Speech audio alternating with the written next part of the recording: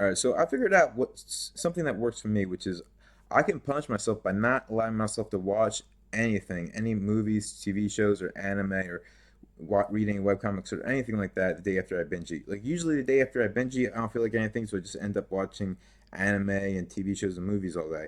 So what I did instead was I'm not going to do that. I'm not going to give myself a reward for binging on junk food. I'm gonna lie in bed and just think about things and think about how to avoid doing that thing in the future. And then I also notice when I just lie in bed that I start wanting to do things. That was this morning. I binge ate last night, and luckily I have my digestive enzymes. I took them when I was eating the junk food, so I don't have like a food belly in my stomach. Thank God. That somewhat inhibits the disaster of junk food, but junk food still causes me chest pains, for which I need to use heart medication, for which now I'm running low. So I got to cut my dose down because I had to take extra. So now instead of two a day, I'm taking one and a half a day of my heart medication, which is fucked up. But I'll get through it anyway. Yeah, it's so stupid to eat junk food when it fucks with my heart, and like I have a heart condition that can literally kill me. I will literally eat myself to death if I keep doing this because it's exacerbating my heart condition, and it's my heart condition is really fucking bad now. Like it needs, I need to take a shitload of supplements that are really good for your heart, like beetroot powder, because they make a world of fucking difference. I gotta see what exactly the optimal dose is, because I've read studies where people took up to 30 grams a day, but there's also the possibility of beetroot poisoning, which is a thing. So I got to do a lot of research into that. I would love to do podcasts with experts in nutrition and biohacking and cardiologists and nutritionists and all that. And I'll start doing that in the future.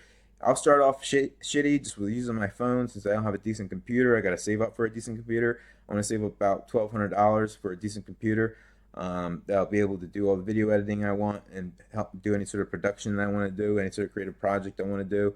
Something that'll be reliable, that'll have a 5 year warranty because I break computers like like crazy because of my ADHD, dropping them, everything. I mean, I just got this Chromebook like 4 months ago, and I maybe 5 months ago, and I've shipped it in twice already, and this will be my third time shipping it in. The first time I got angry with my ex and slammed my laptop screen down hard, like you would, like it was a door, like I was slamming a door, but I was slamming my laptop screen down, so that broke the screen. Second time, this is after the relationship. I had taken edibles and had milk right here, and I fell asleep while eating, which is a terrible thing I do. Like I have to realize when I get sleepy, just put the food aside and go to sleep. Um, I just need to eat more calorie dense foods up front. That's all. And I've learned how to do that now, thank God. So, anyway, and this time I was high yesterday and before I went to bed, and from the edibles that are not good for falling asleep, so I'm getting different ones. Like I said, those will be for social occasions. I'm getting the ones for sleeping in, and but I took the ones that were for wait.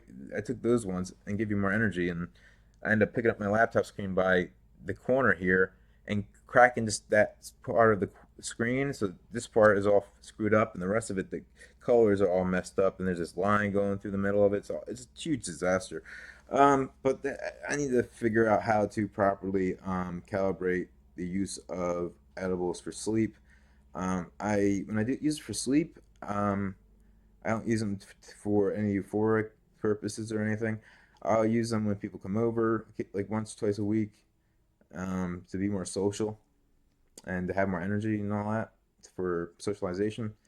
But mostly I just use it for sleepiness, to help me fall asleep and get a full night's sleep because I have insomnia, and especially when I overtrain, I find it hard to sleep. And sometimes even if I don't overtrain, if I just fall asleep normally, I only sleep for 4 hours sometimes, and it's super fucking annoying because it's bad for my heart.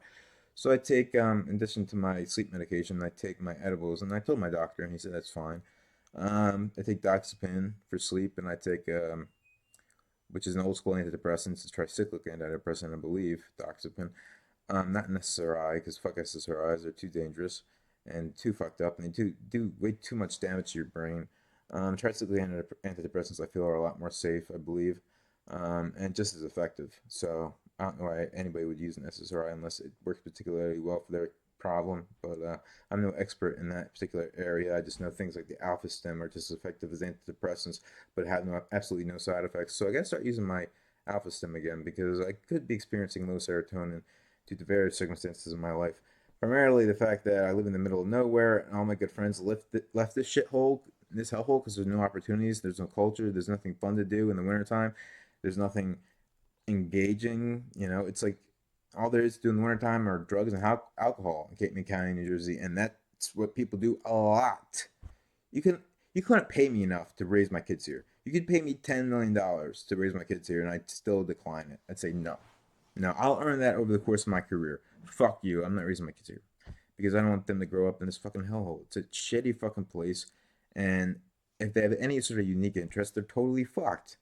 Unless they have a mainstream interest like playing basketball or whatever, or playing football or something, and not much outside of that, they're screwed. I mean, there's no major universities around here. Like, if one of my kids have an IQ like mine and are as gifted as I was in seventh grade, like in seventh grade, I was reading and writing at a college level, and I could have started taking college courses, and I would have fucking aced them because Atlantic Cape Community College was easier than high school. And even when I went to university, Widener, like, those classes weren't any harder than my AP high school classes, and those were fucking easy. The only reason I didn't do well in high school is that in the classes that bored me, I didn't do any of the homework.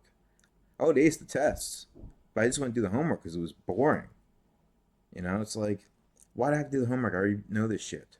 So I fucked my grades. So I only got like a 3.2 GPA because I refused to do homework for it unless I like the teacher. If I like the teacher, I do the homework just to make them happy.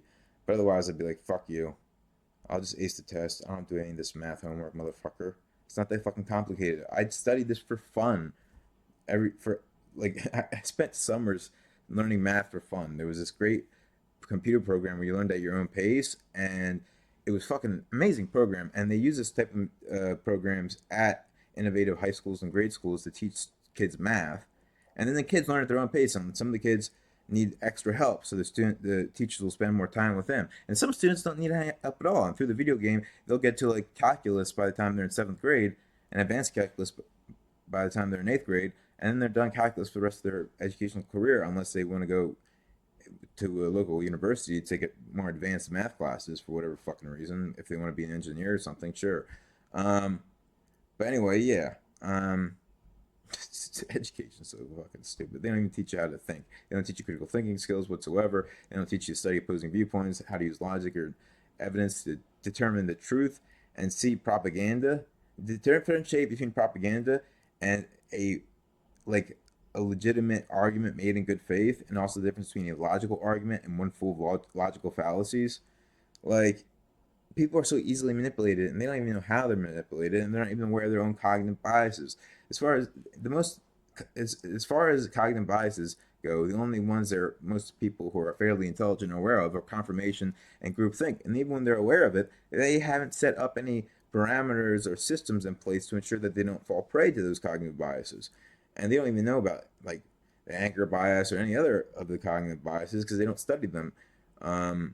They're just like somewhat aware of confirmation bias, haven't really studied it. They're familiar with groupthink because they've heard the word and they looked up the definition, but they really haven't studied how that works either. They don't read a variety of nonfiction books. They don't love knowledge. They don't love reading. They don't love learning, because the schools drove it out of them by telling them what they had to learn and how to learn it, which is it's total fucking bullshit. It should be mostly self-driven education with certain goals they have to meet, and in terms of writing level and speaking, and also you want to focus on them on being articulate. Like in classical education, the foundation, the first things you learn were logic, rhetoric, and grammar. You learn how to write well, you learn how to speak well, and you learn how to use logic. That's the foundation of education in classical education. Worked way better than the Prussian model of education that we use now. In every fucking country, you use the Prussian model of education, which is made to create obedient factory workers who do not question authority and will do as they're told and will not be a threat to those in power. That's what we use in every fucking country. This is why people believe conspiracy theories, because like, how the fuck there's over 150, it's like 160 something countries on Earth. They all use the same education system. With, yeah, slight variation here and there, okay, but for the most part, it's the same Prussian model of education.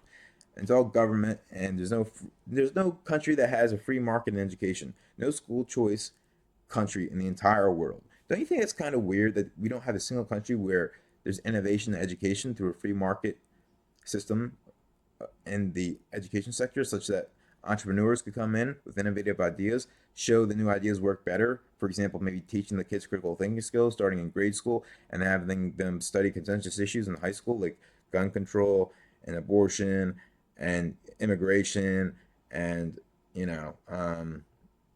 transgender rights, First Amendment, analyzing different presidents from the past, and history. Like you can have the history centered around debates, like debate whether or not the New Deal helped alleviate the Great Depression or made it worse. And the kids, young men who are competitive and intelligent, will read more about the issue and do more research and work more on making their arguments more solid because they'll want to win the debates. They'll want to win. So they will study the logic more. They'll study debates more. They'll watch more debates in order to learn how to debate well. They'll watch people who are very good at debating. They'll watch more articulate people, take notes, and they'll work hard to do really well in debates. If I had debates in high school, and a lot of the classes were centered around that and centered around speaking in front of the class and articulating your ideas, like say in a 5-minute speech. Like each person researches this issue and they have 5 minutes to explain what their conclusions are and why, and what they want everyone to take away from their research. And they all share it and they learn to become articulate, because if you become articulate, you can lead the world. You can become a leader in the business world, in the political world, in the scientific world, in the podcasting world, in any world you want to be in the medical field. You could be super influential if you're very articulate and able to speak in front of people, and especially on camera. Like if you become a doctor, you can make videos when you're researching something to discuss what you've discovered and discuss debates with other doctors via podcasts and so on and so forth, and engage in some more rigorous understanding of the new technologies, which doctors don't do nowadays because they're not taught to do that. They don't know the importance of debates, logic, rhetoric, or grammar. They don't understand the importance of any of that. They don't understand the importance of ongoing lifelong education. They don't. Some do, but very few do. Anyway, that's my video for today. Some of my thoughts. It's May 21st. That's not really my update for today. I just talked about things. Sorry, I'm using nicotine lozenges. That's why my lips are all white.